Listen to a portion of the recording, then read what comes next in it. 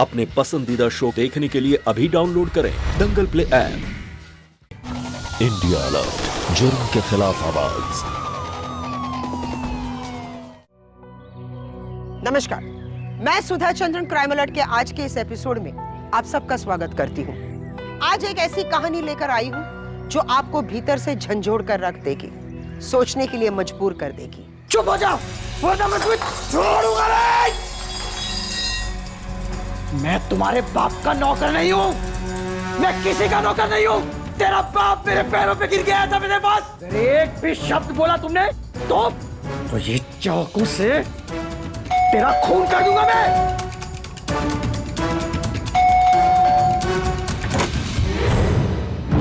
क्या है? क्या हो रहा है सब?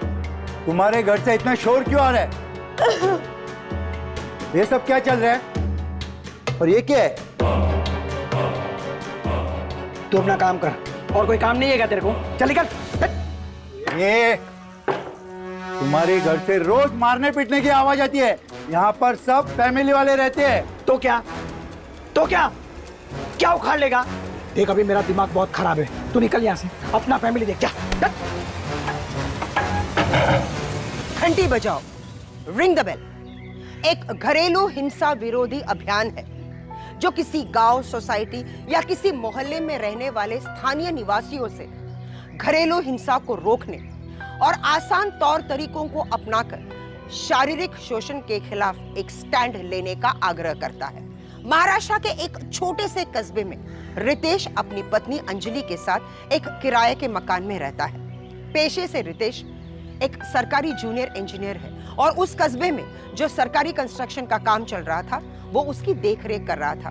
उन दोनों की शादी को महज 3 महीने हुए थे, लेकिन पति पत्नी के बीच झगड़े शुरू हो गए थे। एक पड़ोसी होने के नाते राजेंद्र ने अपना फर्ज निभाया।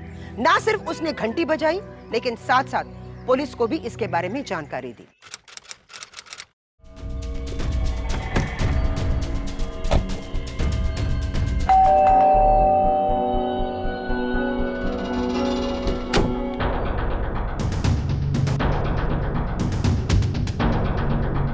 इंस्पेक्टर साहब, आप काई जालो? हमें खबर मिली है कि इस घर में डोमेस्टिक वायलेंस होता है। नहीं, ऐसा कुछ भी नहीं है। यहाँ पर ऐसा कुछ भी नहीं होता है।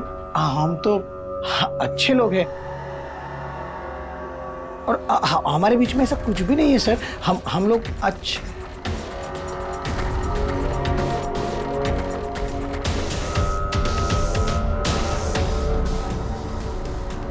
डराता है क्या आपको ये?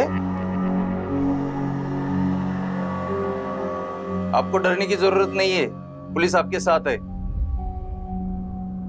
वो क्या है ना सर, हमारे बीच कोई लड़ाई झगड़ा नहीं हो रहा था। वो थोड़ा पर्सनल मैटर को लेकर आर्ग्यूमेंट हो रहा था बस। जी, आर्ग्यूमेंट हो रहा था। वो हमारे पड़ोसी है ना, शायद उनको कोई गलतफहमी हुई होगी, बाकी तो कुछ नहीं। जी, कोई गलतफहमी हो गई होगी, ऐसा कुछ भी नहीं है सर। मैं पानी लेके आती हूँ। हाँ? कुछ नहीं है। वो बताया ना आपको कि नोकझोंक होती रहती है।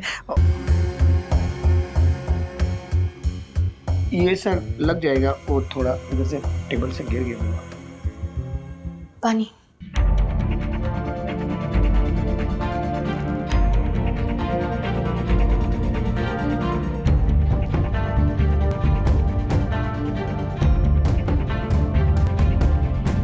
ये लीजिए, इसमें लोकल पुलिस स्टेशन का नंबर है। जब भी ये आपको सताएगा, कुछ तकलीफ देगा, तो प्लीज कॉल अस। ऐसा कुछ भी नहीं है सर। आप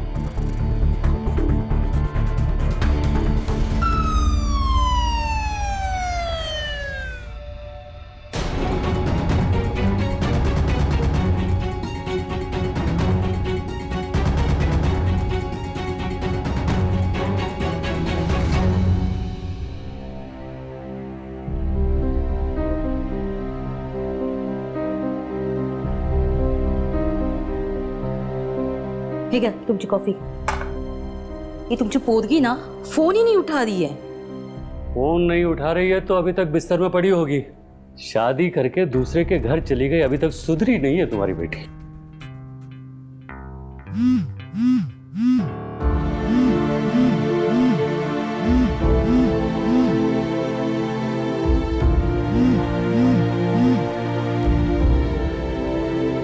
अगं कुठे आहेस तू?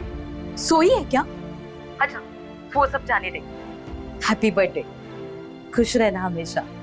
खुश तो पापा को रहना चाहिए. उनको जो चाहिए था वो मिल गया ना. मैं खुश रहूं या ना रहूं क्या फर्क पड़ता है. ऐसे क्यों बोल रही है? हाँ काय झालं? बस करो आई. तुम बस इतना समझ लो कि तुम्हारे पति ने अपनी खुद की बेटी को नर्क में झोंक दिया है और यही मेरा नसीब है बस.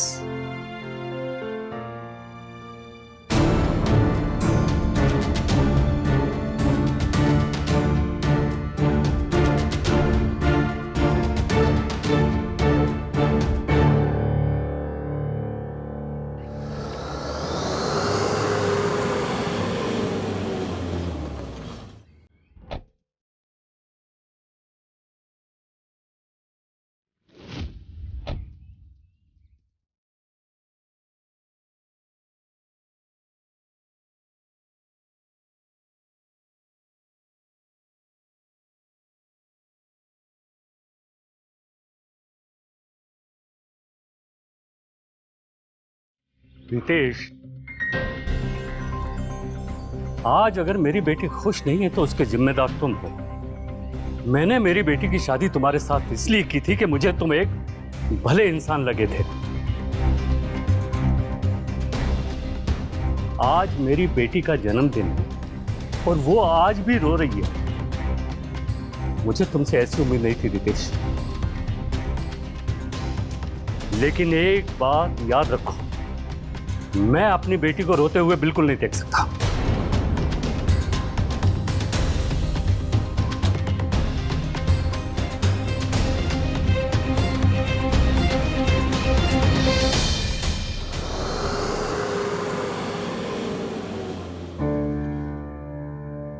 आज मेरी बेटी का जन्मदिन है और वो आज भी रो रही है. मुझे तुमसे ऐसी उम्मीद नहीं थी रितेश.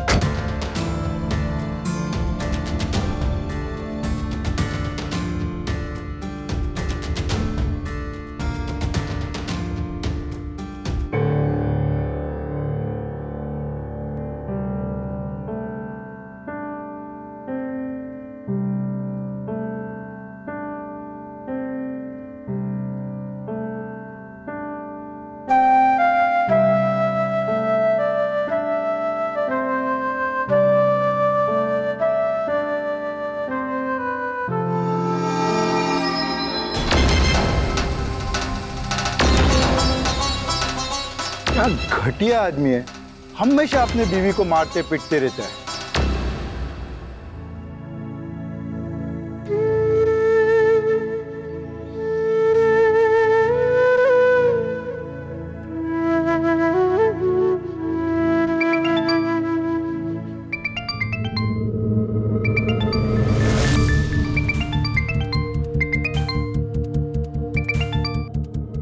हेलो. हाँ हाँ मैं बस अभी पहुंच रहा हूँ. हाँ हाँ जल्दी आता हूँ. हाँ. अरे यार.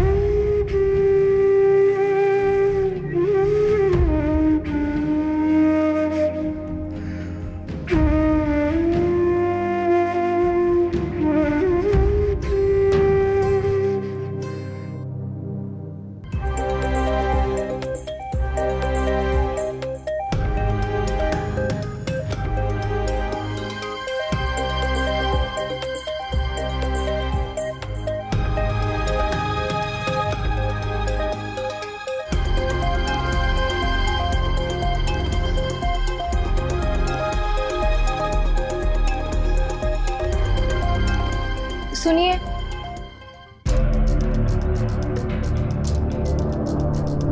आज तो संडे है ना, आप कहाँ जा रहे हैं?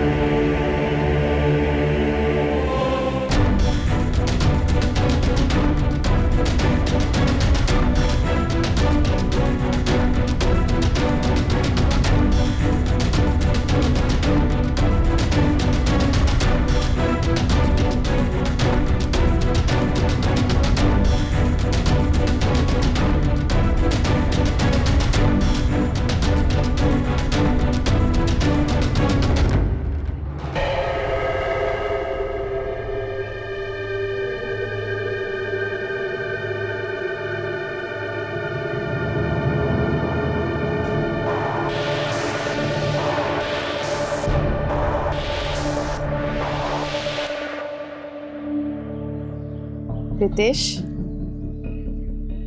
अंजलि के बारे में सोच रहे हो ना? क्या रे रितेश, तूने अभी तक अपनी बीवी को कंट्रोल में नहीं लिया। मैं देख सकती हूँ वो कैसा बर्ताव करती है तेरे साथ। अरे बस 3 ही महीने हुए तेरी शादी को और अभी से वो तेरे सर पर चढ़कर नाच रही है। क्या है रितेश, मुझे तो लगता है यशवंत से बात करनी होगी। काय आहे तू पण काय बोलती है? देख आई, बात ये है कि आई चल करा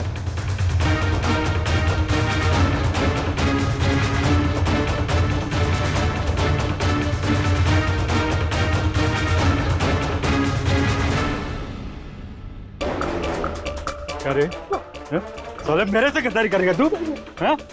बहुत से गद्दारी करेगा? नहीं। जानता है ना, यशवंत पाटिल नाम है मेरा, और तुम मुझसे गद्दारी करेगा? नहीं, मेरा पैसा खाएगा?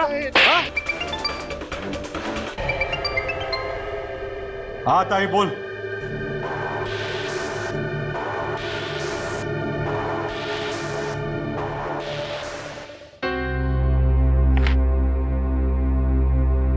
अहो, अंजलि के सास ससुर आए वहां। मुझे तो ना उसकी सास बहुत अजीब औरत लगती है। कहना क्या चाहती हो तुम? मैंने उसे समझाया ना। अरे समझाया तो असर कहाँ दिख रहा है? अभी उससे बात हुई थी मेरी, रो रही थी वो, और ऊपर से उसके सास ससुर आए उसको तंग करने के लिए। हमने ना बहुत बड़ी गलती कर दी है, उस रितेश के पल्ले बांध के अपनी फूल सी बच्ची।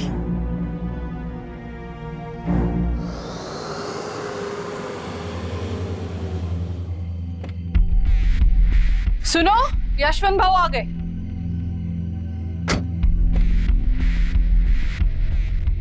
काय झालं? क्यों बोला अर्जेंट? अंदर तो चलो, बताते हैं।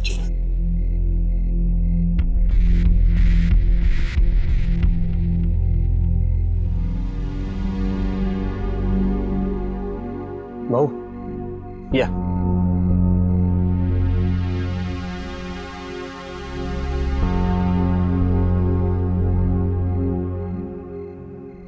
रितेश, तू एक मर्द है और मर्द को अपनी औरत को कैसे काबू में करना चाहिए ये मुझे बताने की जरूरत है क्या?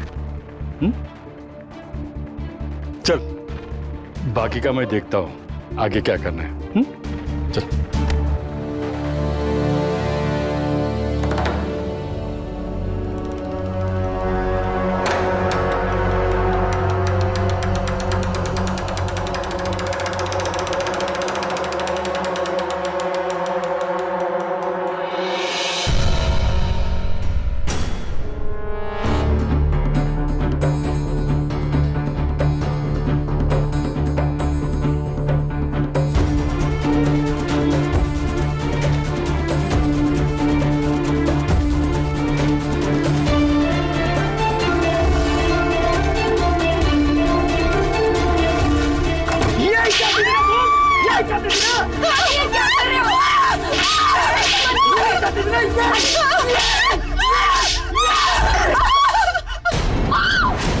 आओ, कहाँ है? सब पसारा करके रखा है। ऑफिस नहीं जाना है क्या? जाना है, ये थोड़ा सा काम बाकी। तो करो जल्दी। हेलो, क्या?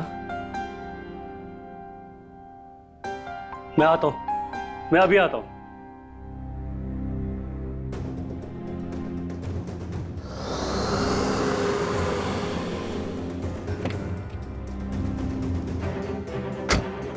साहब क्या हुआ? मेरी बेटी को क्या हुआ? कहाँ है वो? बताइए ना साहब, क्या हुआ है हमारी बेटी को? अरे कुछ तो बोलिए। आओ, धन्ना भी चलाना। साहब मैं नागराज पटेल, मेरी बेटी अंजलि कहाँ है? आपके यहाँ से कॉल आया था, क्या हुआ? बताइए ना साहब, क्या हुआ है हमारी बेटी को? बताइए। ये कह रहे हैं अंजलि कल दोपहर से गायब।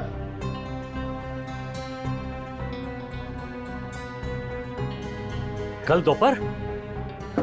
रितेश, कल रात को मेरी तुम्हारी जब बात हुई तब तुमने नहीं बताया कि अंजलि कल दोपहर से गायब है। मैंने कल आपको यही जानने के लिए तो फोन किया था कि अंजलि कहीं आपके घर पे तो नहीं आई है। सर, वो जब भी इधर उधर कहीं जाती है तो तुरंत वापस आ जाती है। अब मैं आपको परेशान नहीं करना चाहता था, इसलिए मैंने आपको नहीं बताया। परेशान? तुम्हारा दिमाग तो खराब नहीं हो गया? अगर मेरी बेटी के साथ कुछ हुआ ना,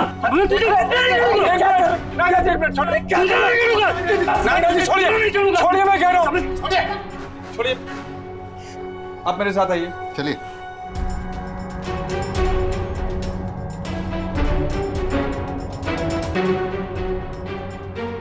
अच्छा, क्या लगता है आपको, आपकी बेटी कहाँ गई होगी? सर, मेरी बेटी रितेश के साथ खुश नहीं थी। वो उसे मारता था। अंजलि ने उसके साथ शादी मजबूरी में की थी। मजबूरी?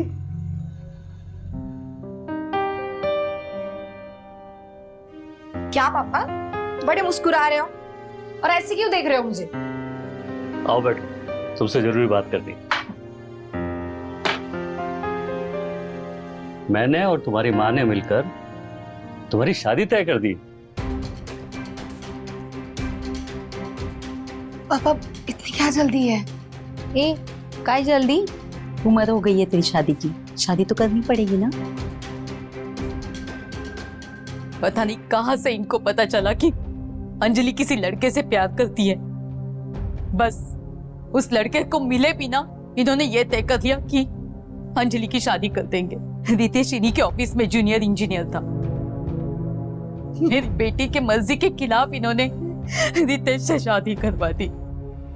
पापा, मैं जिसे जानती नहीं हूँ उससे शादी कैसे कर लूं, आप बताओ। अरे कितनी बार तुझे बोलना पड़ेगा? मैं उसे जानता हूँ ना, मेरी ऑफिस में जूनियर इंजीनियर है और कल वो मेरी पोस्ट पर भी आके बैठेगा। अच्छा लड़का है और मैंने कभी उसकी कोई शिकायत नहीं सुनी। और तुम्हें क्या चाहिए? पापा, मैं फाइनल बता रही हूँ, मैं उससे शादी नहीं करूंगी, मतलब नहीं करूंगी।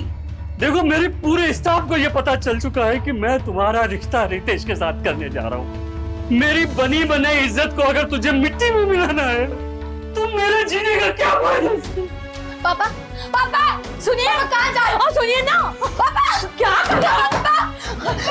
दरवाजा खोलिए, दरवाजा खोलिए ना, मत कीजिए पापा, खोलिए दरवाजा, सुनिए क्या कर रहे हैं आप खोलिए पापा, सुनिए ना क्या कर रहे हो आप? पापा मत करिए, ऐसा मत करिए पापा, मैं आपकी सारी बात मान जाऊंगी। पापा प्लीज ऐसे मत करिए प्लीज। आखिर में मेरी बेटी ने इनके जिद के सामने सर झुका लिया। कर ली उसने रितेश के साथ शादी। देखिए, अब शांत हो जाइए, रिलैक्स, शांत हो जाइए प्लीज। मेरे से बहुत बड़ी गलती हो गई सर। मुझे नहीं पता था ये रितेश मेरी बेटी के साथ ऐसा करेगा। इंस्पेक्टर साहब, जरूर इसी ने मेरी बेटी को कहीं गायब किया है, नहीं तो कल रात को जब इसने मुझे फोन किया तो ये मुझसे छुपाता नहीं। आप उसे गिरफ्तार कर लीजिए, इसी ने मेरी बेटी को गायब किया है। हाँ सब, मेरी बेटी को ढूंढ लीजिए। देखिए, आप लोग शांत हो जाइए, हम तह तक पहुंचेंगे, डोंट वरी। हाँ साहब, मारता तो था, रोज अपनी बीवी को मारता था। मैंने तो एक दिन पुलिस को कॉल करके बुलाया भी था।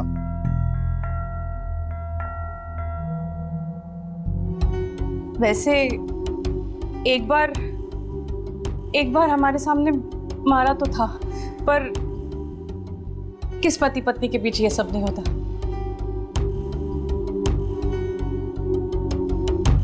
साहब जब भी आते थे टेंशन में दिखते थे। शादी से पहले वो कभी ऐसे गुस्से से बात नहीं करते थे, लेकिन आजकल तो बात में भड़क जाती है। अंजलि की फोन की कॉल की रिकॉर्ड से हमें पता चला है, इन 3 महीनों में सिर्फ उसने अपने माँ बाप से बात की, पति से बहुत कम बात की है। इस रितेश का कोई एक्स्ट्रा मैरिटल अफेयर? नहीं सर, ऐसा तो कुछ नहीं लगता है। अंजलि के गायब हुए 3 दिनों से ऊपर हो चुके थे, लेकिन पुलिस अंजलि को कहीं खोज नहीं पा रही थी। अंजलि के माता पिता को यही लग रहा था कि उसके गायब होने के पीछे रितेश का हाथ है, लेकिन सारी कड़ियां पुलिस को यह बता रही थी कि रितेश अंजलि को प्रताड़ित कर रहा था। अब पुलिस के सामने 2 थियरी थी, एक कि अंजलि रितेश की प्रताड़ना से बचने के लिए कहीं गायब हो गई, या फिर रितेश ने अंजलि को गायब कर लिया। लेकिन पुलिस ने अपनी दूसरी थियरी पर सबसे पहले काम करना मुनासिब समझा और उन्होंने रितेश को अरेस्ट कर लिया। एक तो हमारे बेटे की पत्नी गायब है और आपने उसी को हिरासत में ले रखा है, ये कहाँ का इंसाफ है? अगर हमारे बेटे को उसकी पत्नी को गायब करने का होता तो यहाँ पे खुद क्यों आता, बताइए आप। देखिए सर, आप ये सब उस अंजलि के घर वालों के कहने पे कर रहे हैं ना। मैं कह रही हूँ साहब आपको, वो सब झूठ बोल रहे साहब। देखिए, आप पुलिस को अपना काम करने दीजिए प्लीज। ताई, तू काय काळजी करू नको, अख्तर साहेबांना घेऊन आलोय। सर ये देश के बेल पेपर है।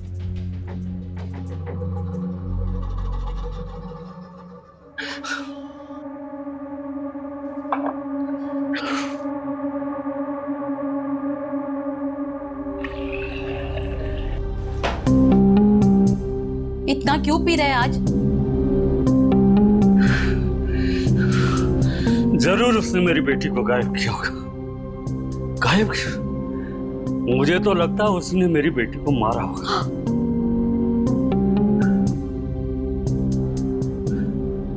और आज वो छूट भी गया। मैं उसे माफ नहीं करूंगा, मैं उसे ऐसे नहीं छोड़ूंगा।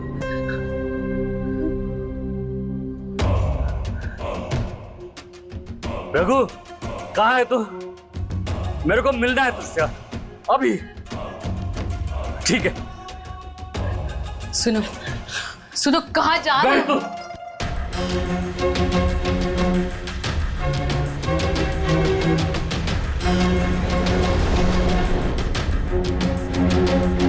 क्या साहब, इतने रात को मिलने के लिए बुलाया? कुछ प्रॉब्लम है क्या? किस लिए मिलने का मन किया? रघु, मेरे तुझ पर कितने एहसान है। तेरे लिए हर बार मैंने सरकारी कॉन्ट्रैक्ट लेने के लिए तेरी मदद की है। वो तो इसके लिए दिल से शुक्रिया अदा करता हूँ साहब मैं। आज मुझे तेरी जरूरत है। बोलो ना साहब। मुझे एक गन की जरूरत है। गन? गन क्यों चाहिए साहब? किसको मारना वरना है क्या?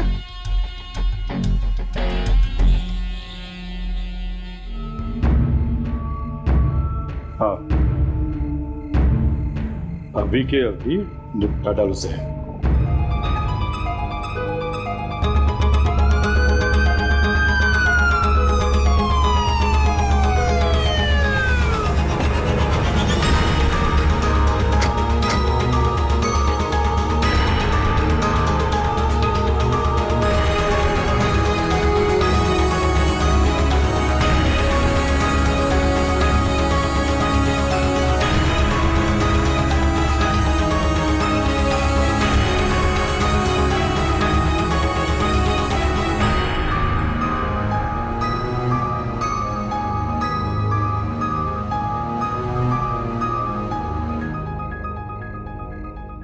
किसी ने रितेश की हत्या कर दी, लेकिन जिस तरह से पत्थर से उसका चेहरा बिगाड़ा गया, उसे यह साफ जाहिर होता है कि मारने वाला इंसान रितेश से बहुत नफरत करता था। पुलिस जो अब तक अंजलि की खोज कर रही थी, रितेश की हत्या के बाद कंफ्यूज हो गई। जब रितेश के फोन कॉल के रिकॉर्ड्स निकाले गए तो एक चौंकाने वाला सच सामने आया। सर, ये रितेश के कॉल रिकॉर्ड्स ध्यान से देखिए सर, इसमें आपको एक नई कहानी नजर आएगी।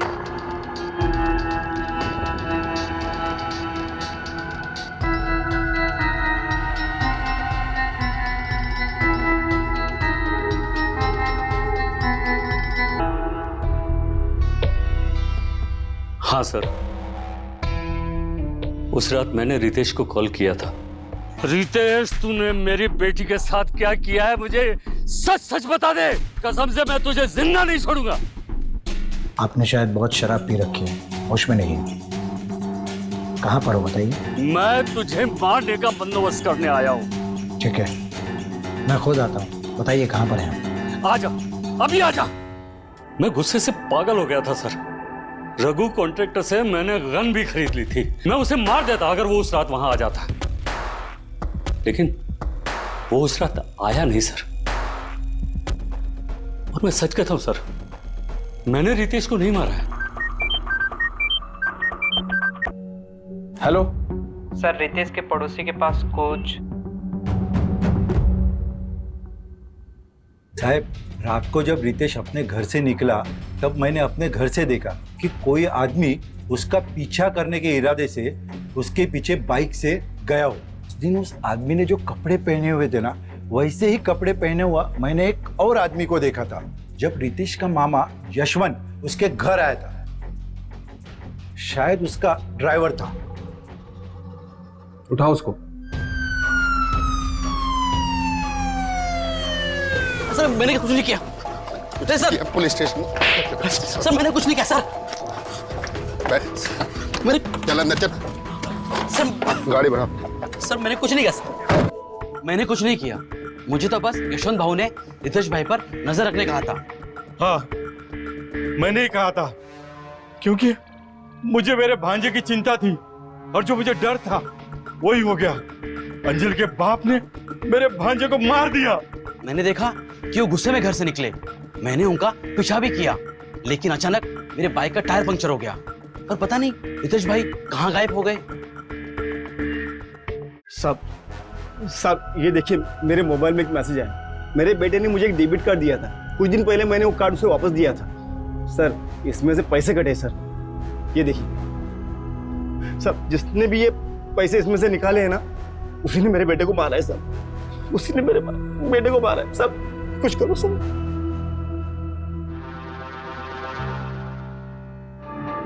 सर, हाँ सामान हो जाएगा, डोंट वरी। मैंने पता किया, वो वाईफाई डेबिट कार्ड था। उससे बिना पिन के 2500 रुपए तक निकाले जा सकते हैं। वो वापी के आसपास से पैसे निकाले गए। खिलकर, तुम वापी जाओ और पता करो कि उन पैसों को किसने निकाला। आई एम श्योर कि कातिल वही है। Yes sir.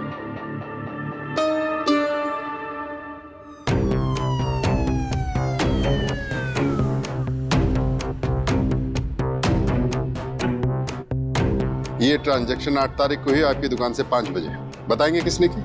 नहीं सर, ये कैसे बताएंगे कितने आते कितने जाते सर? ये सीसीटीवी फुटेज दिखाएंगे?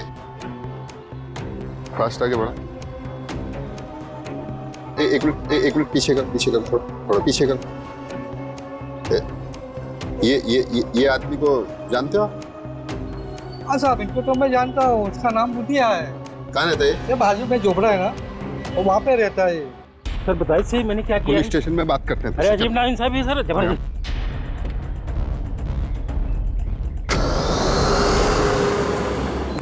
हम ट्रेन की पटरी पर सर 2 नंबर करने गए थे और हमारे सामने से एक ट्रेन गुजरी और उसमें से सर एक पर्स आके हमारी तरफ गिरा और हमने वो पर्स उठा लिया। सर, जिस ट्रेन से वो पर्स गिरा था वो ट्रेन दिल्ली जा रही थी।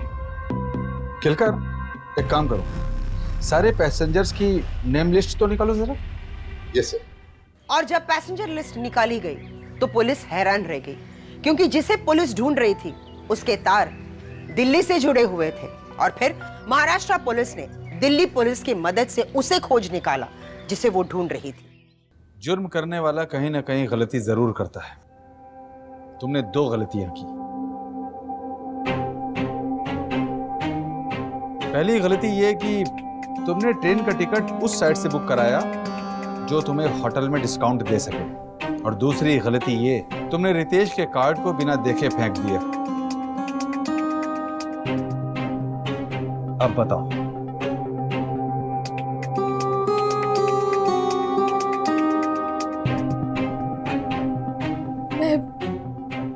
मैं रितेश से शादी नहीं करना चाहती थी। वो पापा ने मुझे इतना मजबूर कर दिया था कि मुझे उससे शादी करनी पड़ी। पापा रोज धमकाते थे, बोलते थे कि मैं खुदकुशी कर लूंगा, तुझे उससे शादी करनी पड़ेगी। इसलिए मैंने उससे शादी कर ली। मैं तो राहुल से प्यार करती थी, मुझे उसके साथ ही शादी करनी थी। पापा सुसाइड करने की धमकी दे रहे हैं। पता है आज उन्होंने सुसाइड अटेम्प्ट भी कर लिया। मुझे बहुत डर लग रहा है, कुछ समझ नहीं आ रहा है क्या करूं। तो कर लेना शादी अपने पापा के हिसाब से। क्या तुम क्या पागल हो गए हो जरा? सुन, तू टेंशन मत ले, शादी के बाद क्या करना है वो मैं तुझे बताऊंगा। मैंने शादी तो कर ली उससे, लेकिन मैं उसे कभी करीब नहीं आने देती थी। वो कमरे में सोता था और मैं काउच पर। शादी के बाद मैंने ऐसा माहौल बनाना शुरू कर दिया था कि वो मुझे मारता है, पीटता है, बट असल में मैं उसे मारती थी।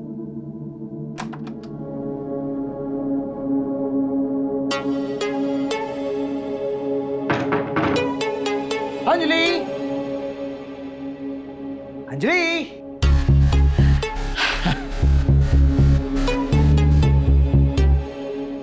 तुम्हारे लिए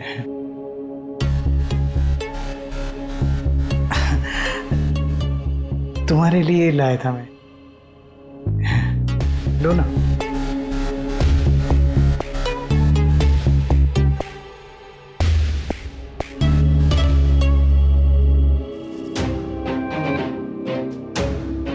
टच कैसे किया तुमने मुझे?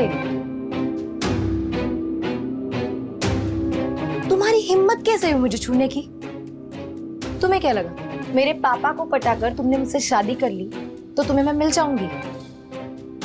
ऐसा ही लगा ना तुम्हें? नो वे! ऐसा कभी नहीं होगा, समझे? तुमसे शादी करने के बाद मेरी जिंदगी खराब हो गई है, खराब। मेरे सारे सपने खराब हो गए। शक्ल देखिए अपनी, कभी देखिए शक्ल? हाँ? तुम्हारी औकात ही क्या है? क्या है तुम्हारी औकात? हाँ? तुम सिर्फ मेरे पापा के नौकर हो। दो कौड़ी के नौकर और मेरे भी नौकर हो, और यही तुम्हारी औकात है, बस समझे?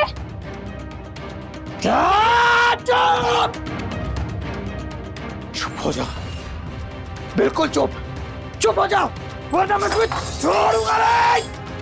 मैं तुम्हारे बाप का नौकर नहीं हूँ, मैं किसी का नौकर नहीं हूँ।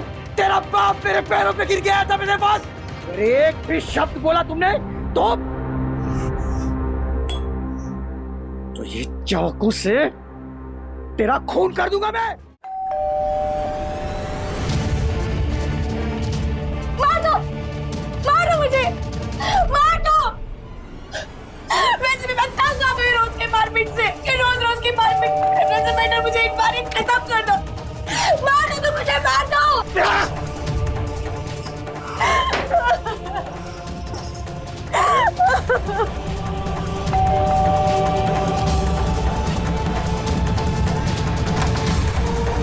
क्या है? क्या हो रहा है सब? हमारे घर से इतना शोर क्यों आ रहा है? वो बेचारा मुझसे रोज पीटता था, लेकिन किसी को नहीं पता था कि मैं उससे मारती हूँ। उसकी मैगुट जो आड़े आ जाती थी, बेचारा कैसे बताता कि उसकी वाइफ उसको पीटती है। 3 महीने मैंने अपनी फैमिली, अपने नेबर्स, उनके सामने ऐसा माहौल बनाया कि I am facing the domestic violence. उसके पेरेंट्स बेचारे, वो भी बहुत अच्छे थे, मैंने उनके साथ भी बहुत गलत किया है।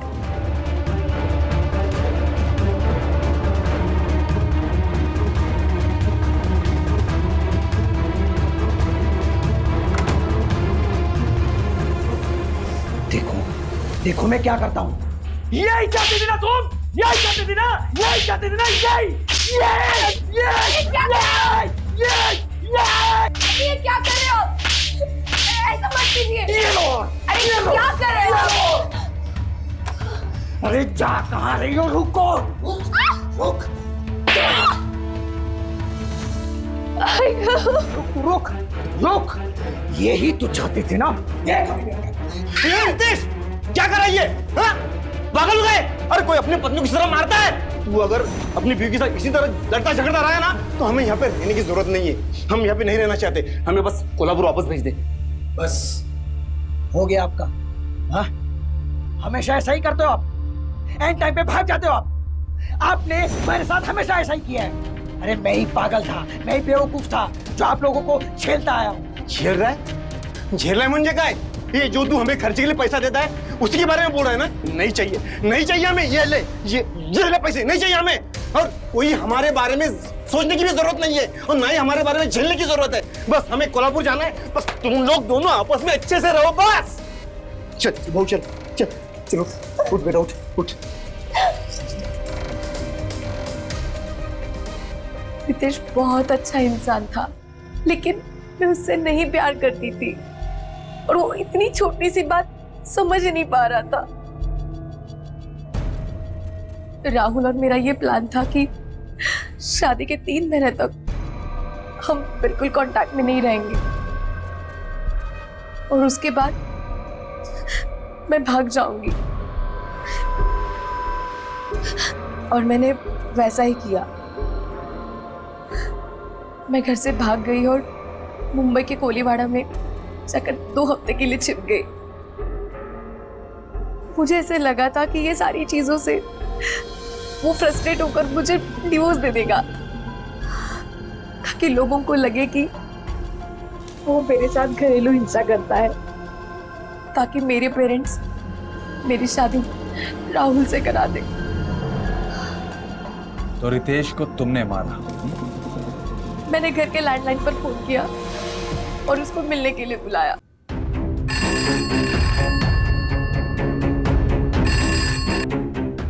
हेलो अंजलि, अंजलि कहाँ हो तुम? अंजलि, अंजलि पागलों की तरह ढूंढ रहे हैं हम लोग यहाँ पर तुम्हें। कहाँ हो तुम? कहाँ चली गई थी तुम? अभी कहाँ हो तुम? बताओ मुझे। हाँ हाँ हाँ हाँ हाँ, मैं अभी अभी पहुंच रहा हूँ। हाँ हाँ मैंने देखा, मैं अभी पहुंच रहा हूँ। Okay okay.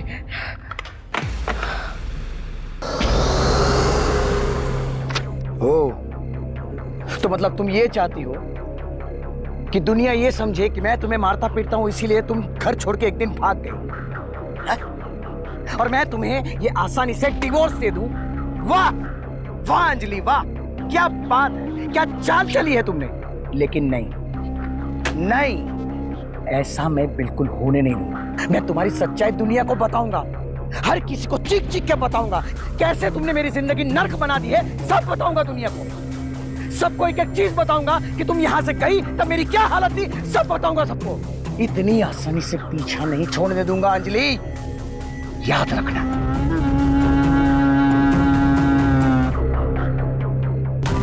तुम समझते क्यों नहीं हो? नहीं अच्छा लगता तुम्हारे साथ मुझे।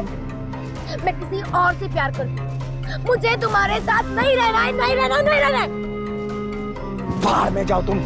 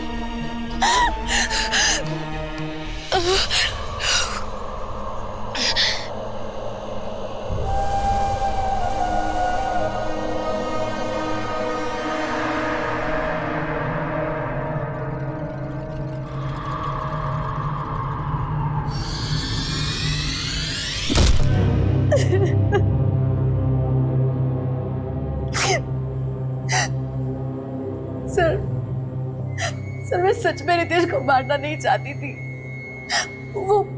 वो पता नहीं गुस्से में कैसे हो गया। मैं उसको बहुत समझा रही थी सर, लेकिन वो समझ ही नहीं रहा था। मैं क्या करती बताओ आप।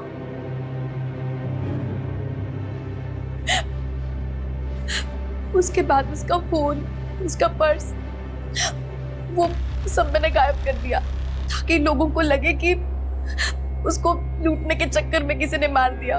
और मैंने बड़ी होशियारी से वहाँ के सारे फिंगरप्रिंट्स मिटा दिए।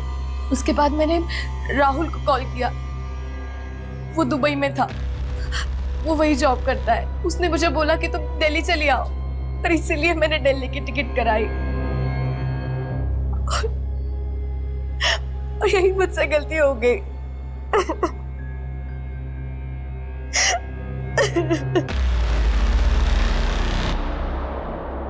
अंजलि एक साधारण लड़की जो कब जुर्म के रास्ते पर चल पड़ी किसी को पता ही नहीं चला।